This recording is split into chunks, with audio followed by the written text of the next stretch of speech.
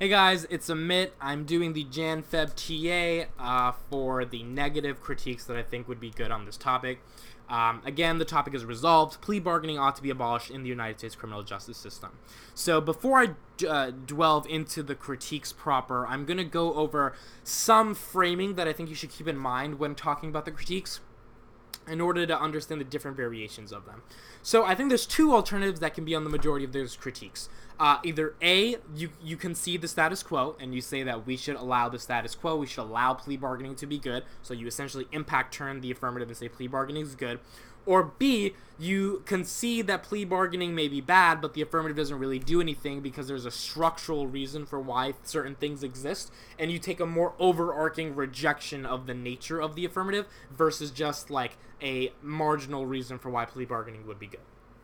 I think there's benefits to both sides. So for the SQUO being the alternative, this alternative is uniquely beneficial because the link and the impact function as a independent disadd to the affirmative, i.e., would you rather have 50 years in jail or 5 years in jail? You basically concede that plea bargaining usually affects minorities and poor people and all these types of individuals. However, you know, in the real world, it's better that you have 5 years versus 50 years. And if you're conceding that the world is messed up in a lot of ways and it's always going to target certain people and the AF wouldn't change that like inherent bias within the CJS, then there's a question of 5 years or 10 years, right? Which one is better? Anything else really isn't that practical, which means the alternative becomes better in terms of the less time you spend away from your family and from society, the net better it is. So I think you get a strong materialism net benefit. If you're able to win any materialism framing, you win the impact turn to plea bargaining, and you function an independent turns case argument for why the AF would be a bad idea by abolishing the ability for minorities who can't really afford good lawyers and stuff like that to win their cases, to get plea bargains and end up not having to go through a lot of prison time.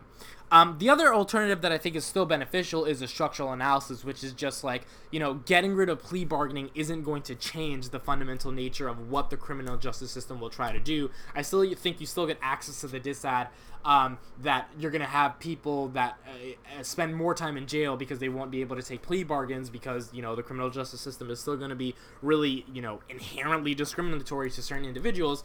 But your alternative would solve a majority of the case because your argument would be coming from a perspective of not trusting the system in its entirety, and any reform within the system would just feed into the overarching nature of how the system operates. And I think that alternative can be attached to a variety of different critique literatures because it is a basic reject argument, but if you attach it to a specific body of literature, I think that rejection in amalgamation with links about prisons can be a formative like alternative that you can go for. So the first one that I think is good is prison abolition. I think most AFs will try to impact to this, i.e. like prison, like getting rid of plea bargaining will be their internal link to accessing prison abolition or prison abolitionist pedagogy. You just need to win a strong reformism link, I think, on these critiques that indicates that abolishing plea bargaining makes it seem like the system has done something good and the system is, or the system is trying to reform the way the prison operates. You need to be more convincing on the prison itself is bad, and this is more questioning why do we want to incarcerate people, why do we need to put people behind bars in order to show that they are bad people and they're outlawed members of society. A lot of good prison abolitionist literature like Dylan Rodriguez and Angela Davis really call for a consciousness raising in terms of us as individuals in a society that thrives off people who go to jail and do free labor and have to spend their lives away on you know, horrible sentences in which they which are truly guilty for. We thrive as a society off that, and I think a lot of the questions should be why that is necessary. Winning a different framework towards prison abolitionism will allow us to sort of differentiate ourselves from just a state-operated getting rid of prisons or a state doing something, because that can also be a form of biopolitics, which you can make a link off of. But essentially, you're trying to solve the AF by saying the AF is the wrong starting point of how it wants to reform the CJS. Your argument is there should be no criminal justice system because you're questioning the entire notion of criminality as a form of like deviancy from how we understand the norm, and changing our conceptions of criminality allows us to change how we view people who do quote-unquote bad things in society. And if you're able to win that link, I think that's going to be a very, very heavily requested critique on this topic. Like, a lot of people are going to be able to try to understand Persian abolition pedagogy, and I think you guys should start reading these articles immediately, because if you're able to do that, I think you're able to win or impact turn a lot of the affirmatives that try to internal link to this impact, and if your links are strong enough, then their plan, of abolishing won't necessarily get them anywhere. Second is biopolitics. So abolishing plea bargaining will only allow the state to feed on the lives of those incarcerated even more. This is sort of basically a turns case argument, whereas like if we don't use plea bargaining and your app doesn't really have a good alternative to that, you force minorities and poor people to just go to jail for life sentences versus 5 years. And that would be the problem with plea bargaining. And where you get the strong biopolitics link is also the nature of the state being able to put and push in different things. So if they were to get rid of plea bargaining, what would they put in to persuade or dissuade minorities to do something else? Because at the end of the day, they don't want to see them get free off of cases in which they're supposed to be incarcerated. So your argument is just that the nature of the state of exception will allow the ability for biopolitics to intrude into certain facets of life.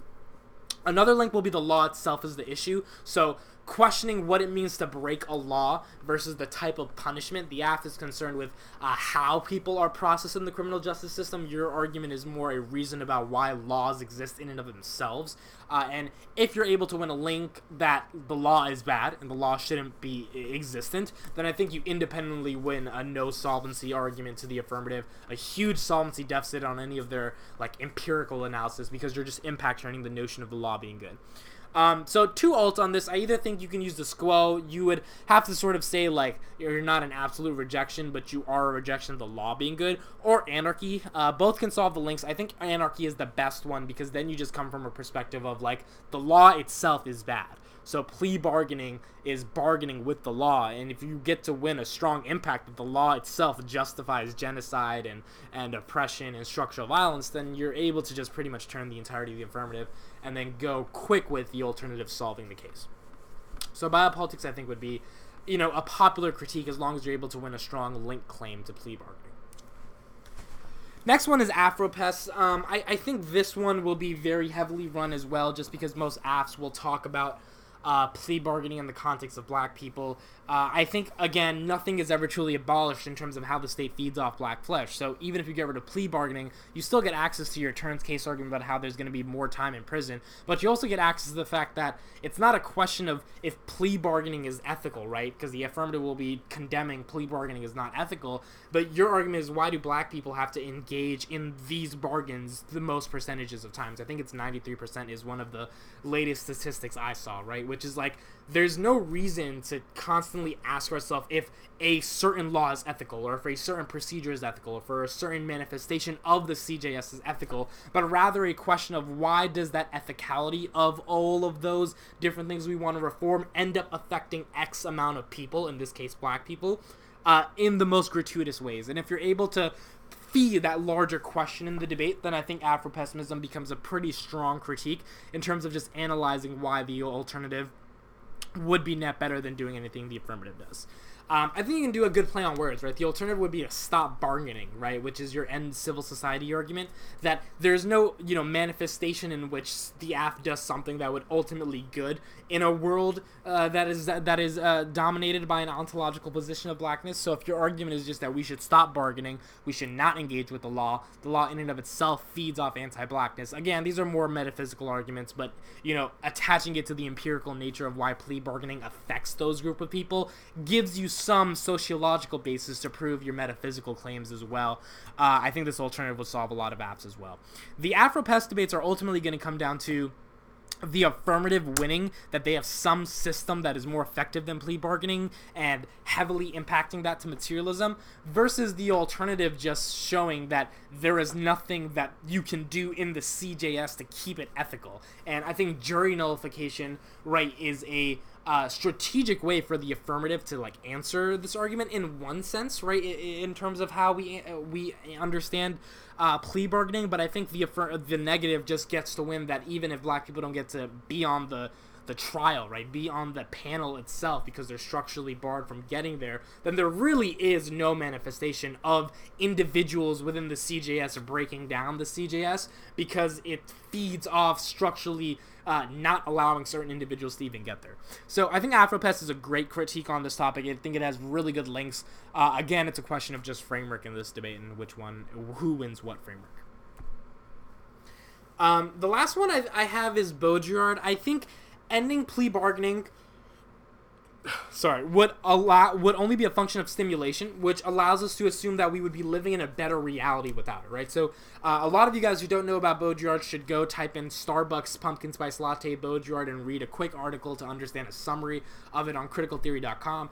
But essentially, ending plea bargaining would allow us to assume that there is a better reality without the world having plea bargaining, and that brings us into hyper reality, because now we're in a world in which we assume things have gotten better or things are different from how they are, which is just a fantasy or an imagination for how the world actually is. So plea bargaining, you would be impact turning as functionally possibly a good thing. It depends on what variation of how you want to read it. And ending plea bargaining would only be exposing specific aspects of the stimulation that would enforce a hyper reality upon certain individuals. So another link you can make to hyperreality is that the prison industrial complex itself, using the media and signifiers and different aspects of trying to persuade people to buy into the propaganda that is good to people behind the bars, allows us to not understand what life in prison actually looks like, right? What does it mean for someone who was deemed as a criminal inside a prison? The CJS uses media in order to sway our attention away from that, right?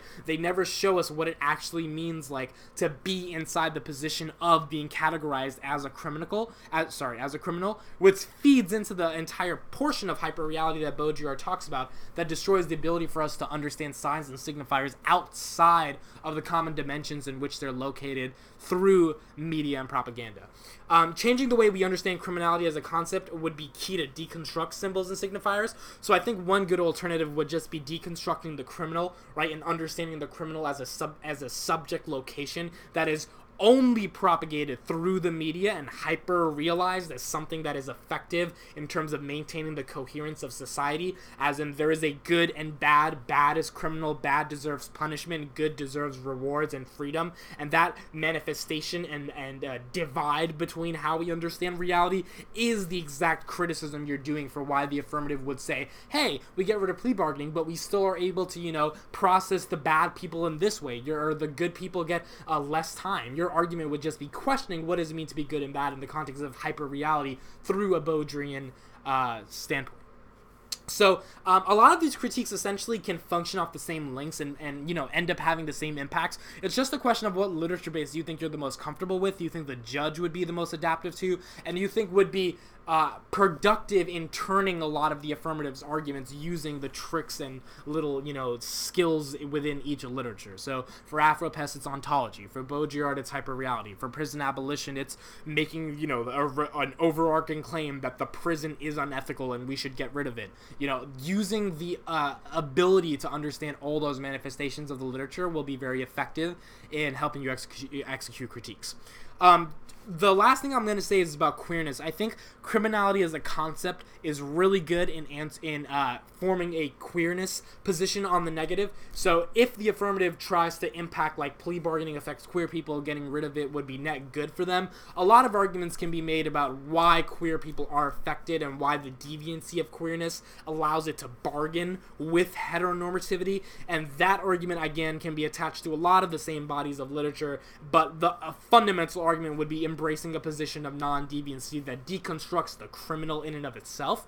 And I think the queer suicide bomber and the poor argument would be really, really effective there as well. Again, it's more of a basic argument, but I still think it's, decently effective in getting to where you want to get in terms of answering, or in terms of being able to turn affirmatives that try to talk about the identities that are marginalized. And if they try to talk about queer people, there's a good body of literature that advocates for prison abolition through a queer lens that will be on the Dropbox that I think can also just straight impact turn the affirmative and get to a better standpoint in terms of how we understand the critique. So that was my topic analysis. Obviously, there's going to be more critiques coming soon. and more just like articles coming up. Until then, if you have any questions, make sure you ask me. Don't hesitate to ask the K-Debate Slack channel. And yeah, thank you guys for watching, and I will see you guys soon.